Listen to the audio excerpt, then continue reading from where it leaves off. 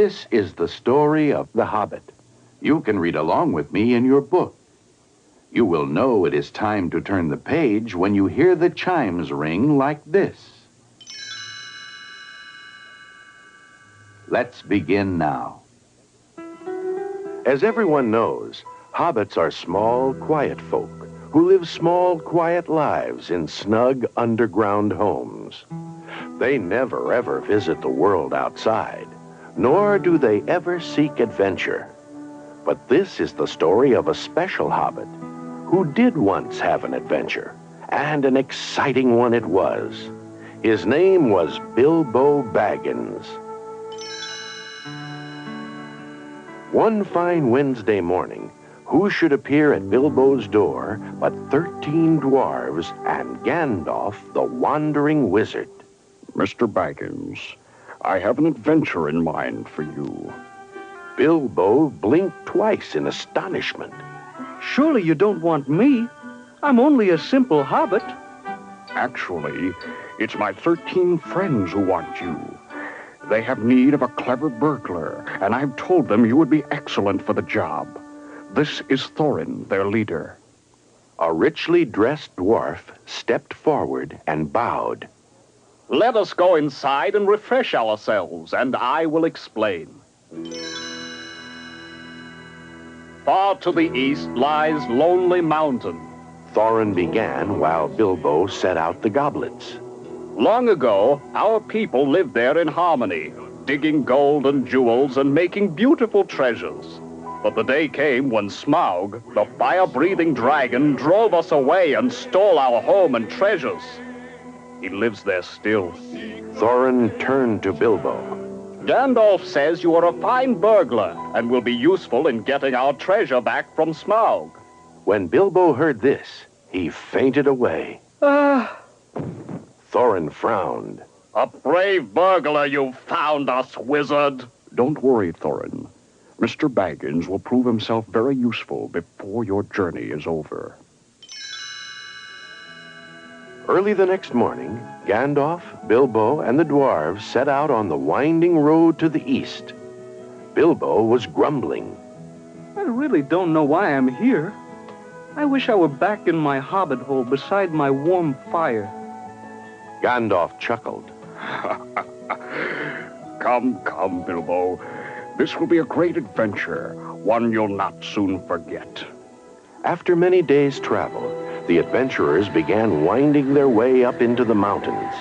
Suddenly, as they struggled up a narrow path, a terrible thunderstorm burst upon them. This way, quickly! Shouted Thorin. A dry cave!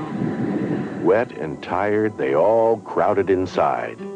Soon a warm fire was burning, and in no time at all, everyone was fast asleep. Late that night, Bilbo was awakened by a strange scraping sound. He stared in disbelief as the stone wall slowly opened. Out of the darkness leaped huge, ugly goblins. In a twinkling, the adventurers were captured. As they stumbled down a dark tunnel, Bilbo looked desperately for Gandalf, but he was not to be found. Bilbo and the dwarves found themselves in a large cavern deep in the mountain. Before them, on a throne, sat the great goblin himself. Who are these miserable persons? He scowled. Thorin stepped forward. We are only traveling dwarves looking for dry shelter. We did not mean to trespass. Liar! Boomed the great goblin, and he lunged at Thorin. Just at that moment, the cavern went dark. Then, dazzling white sparks exploded. The goblins fell back, blinded. It's Gandalf! Cried Bilbo. His magic has saved us. Gandalf called to his friend. Follow me, quickly. We must get out of the mountain. They all rushed through the dark, twisting tunnels, running faster and faster. And no matter how fast Bilbo ran, the others ran faster. His short hobbit legs couldn't keep up. Soon, he was lost. For hours, Bilbo wandered through the endless dark tunnels until at last he came to an underground lake. On the shore, something glittered. A gold ring. This will make a nice souvenir to show back home. If I ever do get back home. Bilbo put the ring in his pocket. But this was no ordinary ring. It was magic. Whoever placed it on his finger would become quite invisible. The ring belonged to a slimy creature named Gollum, who lived on a rock in the middle of the lake. Gollum liked to slip the ring on his finger, sneak up on people, and gobble them up. That's the kind of fellow Gollum was. Gollum had just spied Bilbo. He slipped into the water and swam ashore. It looks tasty, it does. He hissed as he approached the Hobbit. Stay back, warned Bilbo, gripping his sword. I am Bilbo Baggins, and I am lost. Can you show me the way out of this mountain? Gollum squinted his large, lamp-like eyes. Perhaps we can make a deal. We'll have a riddle game. If you win, I show you the way out. If I win, I gobble you up. It wasn't much of a deal, but Bilbo agreed. They traded riddles for some time. Finally, Bilbo won. But Gollum was a poor sport and decided to eat Bilbo anyway. Gollum swam off to get his ring so he could sneak up on Bilbo. But of course, he couldn't find it. It's gone! He howled and dashed back to find the Hobbit. But Bilbo had accidentally slipped the ring on his finger and vanished. Curse him and crush him! Moaned Gollum. He's gone too! He didn't realize he was looking right through the little Hobbit. Bilbo slipped away and fled down the dark goblin tunnels, eventually finding his way out of the mountain. Pocketing his ring, he rejoined Gandalf and the dwarves. Thorin was amazed. We had to fight our way out. How did you escape?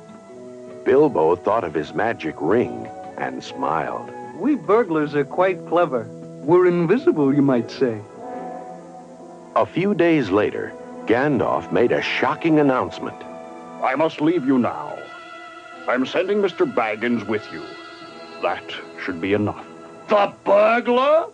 Asked Thorin, thinking Bilbo was a sorry substitute for a wizard. But in the weeks that followed, the little hobbit proved himself again and again. Twice Bilbo and his magic ring turned tragedy into triumph. Once by defeating the great spiders, and again by escaping from the wood elves' dungeon. Little by little, Bilbo began to enjoy adventuring. At long last, the company reached Lake Town, at the base of Lonely Mountain. Men lived there, brave men like Bard the Hunter. It was said that Bard could shoot an arrow farther and straighter than anyone. The lake people hated the dragon Smaug as much as the dwarves did, and they gave the adventurers all possible help for the last part of their journey. After a long, hard climb, the brave little company found itself at a secret door in the stony cliffs of Lonely Mountain. Behind that door was the home of Smaug, the dragon. Thorin turned to Bilbo. It is now time for you to perform the service for which you were hired. Go burgle something. As Bilbo made his way down a dark tunnel, he told himself, A few more steps, and you'll see old Smaug himself. It's true you are afraid, but if you go on now, it will be the bravest thing you've ever done. And on he went. In the great hall, Bilbo found the terrible dragon lying asleep, breathing fiery blasts. The hobbit breathed a sigh of relief. He fills the entire hall, Whispered Bilbo in awe. I am no bigger than one of his claws. Bilbo stepped up to the large mound of gold and jewels that was the dwarves' stolen treasure. Nervously, he plucked up one small gold cup. Then, mighty Smaug awoke. Quick as a wink, Bilbo put on his magic ring. Smaug's blazing eyes peered through the gloom. Ho, thief. I know you're here. What do you want? Oh, Smaug, I only came to see if you are as great as people say you are. If you are a little hobbit, it is wise to be polite to dragons. Smaug laughed his fiery laugh.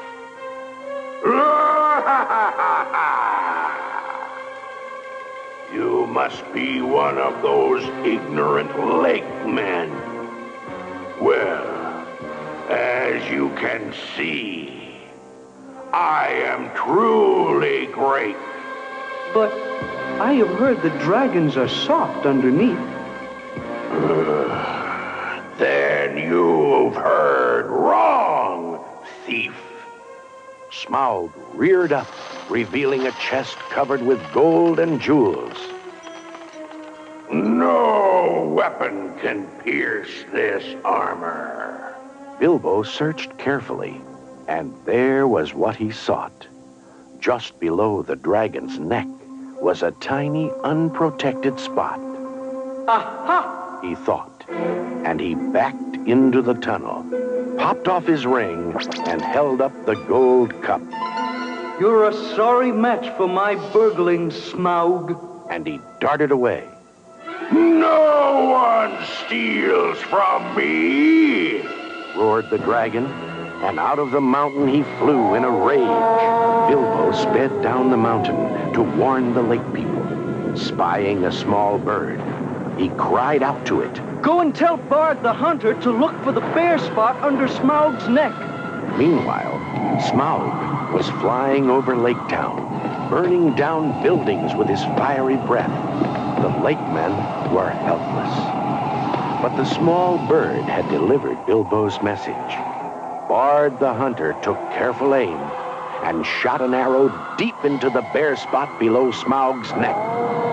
The dragon fell into the lake, his flaming breath changing to steam in the water. Smaug was dead. So the people of Lake Town were saved, and the dwarves regained their home and their treasure. And Bilbo returned to his nice, quiet hobbit hole. Every now and again, he would recall his part in the adventure. It had given him bravery, treasure, and a magic ring. Gandalf had been right. Bilbo had had an adventure, one he would never forget. The greatest adventure is what lies ahead. Today and tomorrow are yet to be said. The chances, the changes are all yours to make. The mold of your life is in your hands to break.